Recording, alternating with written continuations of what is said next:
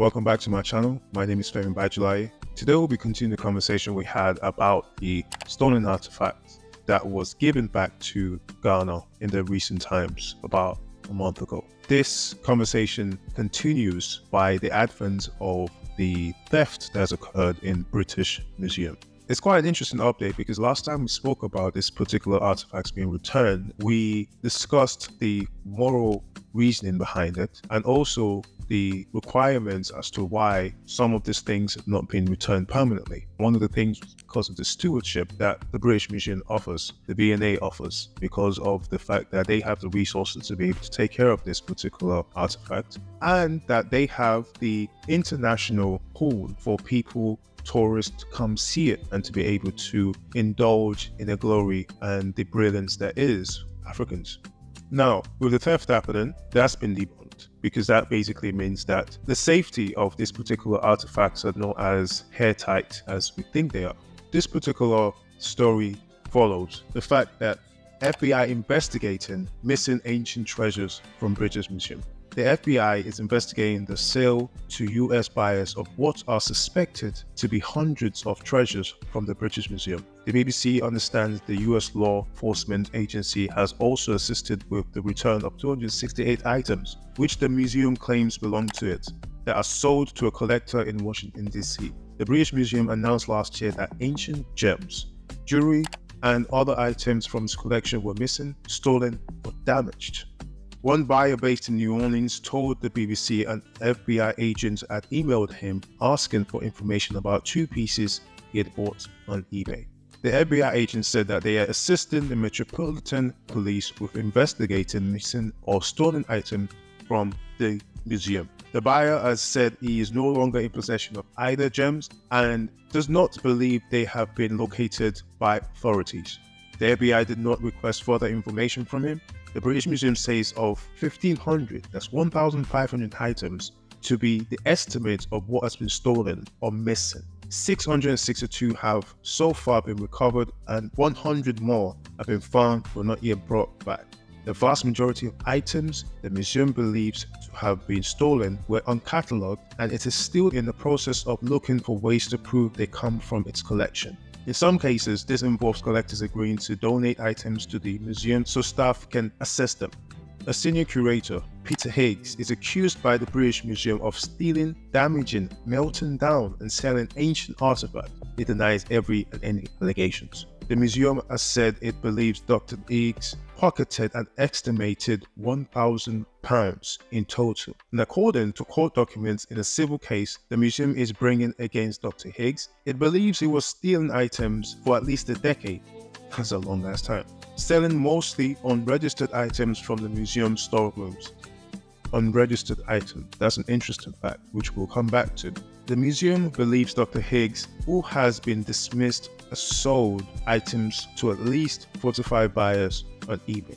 Dr. Higgs is defending the civil claim against him. Nobody has been arrested or charged with any offense. 3 buyers have said the seller Sultan 1966 presented himself as Paul Higgins or Paul on eBay or over email with them.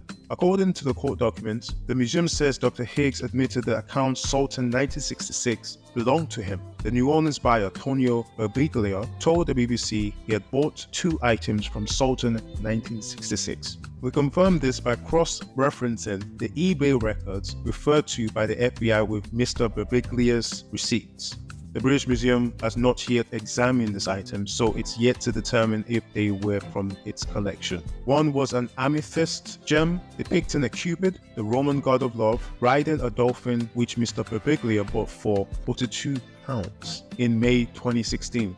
The other was an orange scarab beetle gem he bought for £170. Mr. Berbiglia sent his payment for this item to a PayPal account registered under Dr. Higgs' personal email address.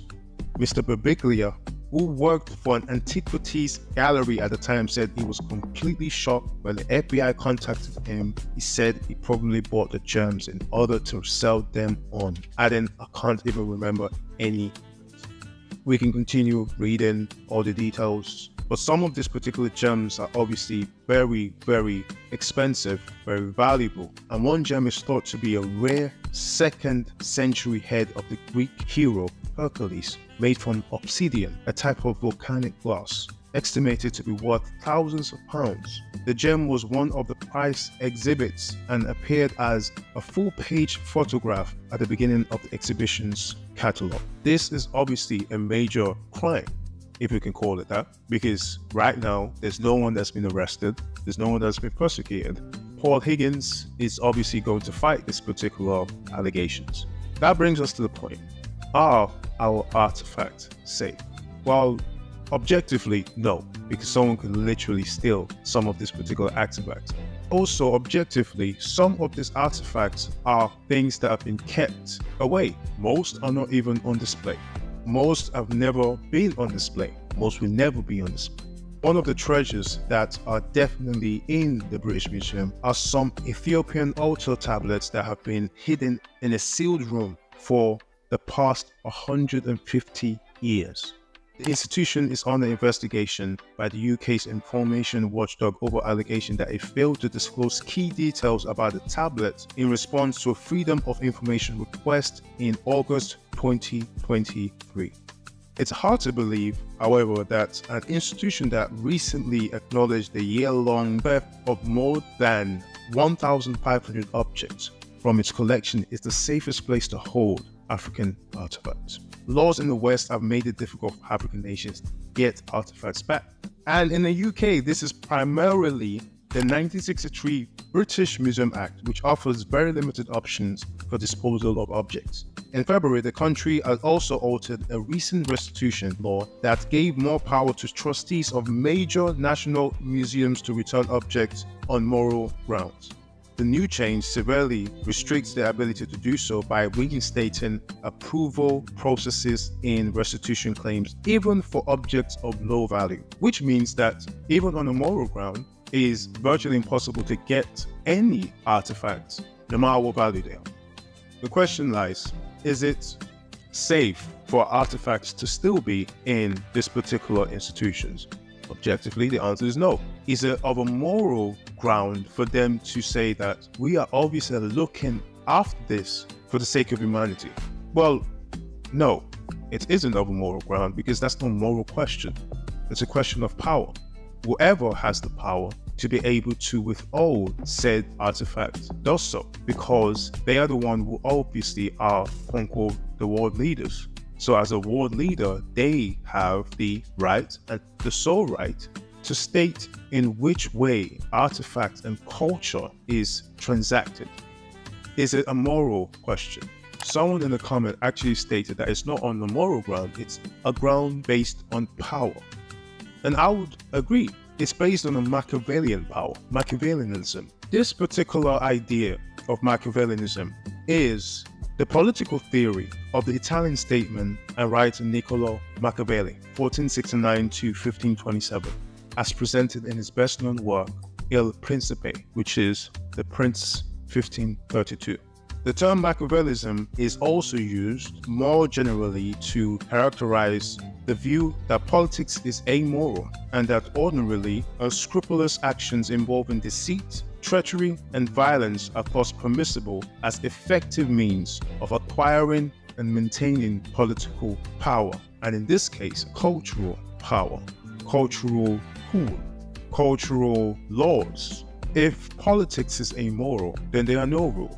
And it's not just politics, because everything is political and everything can be political, especially art and especially culture. Culture is a political pawn in many cases. It is used for a particular reason. It is used to shift the mindset of people. It is used to manipulate the mindset. It is used to get people on your side. It is used as propaganda. It is used for many reasons. And in this case, culture is such a currency and a powerful one that if you hoard every culture that you've been able to conquer through a moral reasoning, through the Machiavellian principle of immorality, and through the Machiavellian principle that everything goes by any means necessary. And fear is the most important thing, not respect, not understanding, not connection, not relationship, fear. Fear and conquering and violence gets you what you want. In this time and in this age, in every time, it has always gotten people what they desire. Even if what they desired isn't theirs, isn't something to be desired, if it's not yours. It is something to violently take away from people because you feel you need to have, because you understand the intrinsic value and the importance of these cultural artifacts. They are more than just culture. They are spiritual tokens. They are spiritual expressions of the people. Their way of life is history, our history. And there are histories that cannot be taken lightly. They're histories that should just not be circus driven for the sake of just voyeurism. They need to be understood for the people and by the people, for the sake of the future of the people and the understanding of the past. This particular theft that occurred is something that is of a massive shock to many people. How could this possibly happen? 1,500 artifacts just taken under people's noses, sold on eBay for a significant fraction of the prices that they meant to. How could it not? The philosophical question and the moral question is, can a thief be stolen from? Yes. Now, if a thief is stolen from, does the thief have a moral ground to request his possessions back? No. The answer is no. But if we've been convinced that the thieves are the true owners of this particular things, and they are the stewards, not selected by the people and the people that this artifact belong to, but a self-prophesized steward, then yes, legally, they have a right to get things, get the treasures back. But loot that belonged to a thief, if stolen by another thief, by the rules of the jungle, by the laws of nature, is only a sick correction, almost an inevitability, karma, you may call it. But I do believe that this conversation needs to go on, and not just a conversation. Actions needs to be taking place. And if power is what people fear, then I think we need to empower ourselves and understand exactly what we need to do to get our things back, to instill in our generation and the generations to come that the power within you is always power that can make the change you want. Thank you for listening. I would love to hear your thoughts on this topic. It's obviously an extremely important and interesting topic to continue to dig and pick apart. The right thing is relatively always very simple. Now, whether or not the right thing needs to be done, it's a different question. And from a Machiavellian point of view, the right thing is irrelevant. If it does not serve your purpose, it is not the right thing. So yes, it will be interesting to hear your thoughts. So leave your thoughts in the comments. Please like, share, and subscribe, and I will catch you in the next. Thank you.